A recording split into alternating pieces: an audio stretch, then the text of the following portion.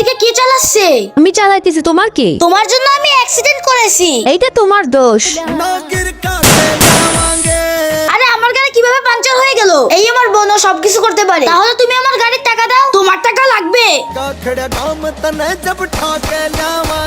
আরে ফেলে দে। আমার গাড়িটার কি হয়ে গেল? আমি করেছি। এই দুজনকে নিয়ে চল।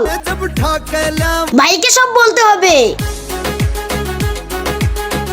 তোমাদের দুজন ভাই বোনকে কি বেঁধে রেখেছে? আমি বেঁধে রেখেছি। কেন, তোর কোনো সমস্যা? আমার কেন সমস্যা হয়ে থাকবে? তো তাড়াতাড়ি এখান থেকে সরে যা। প্লিজ বাঁচাও। আরে চুপ কর।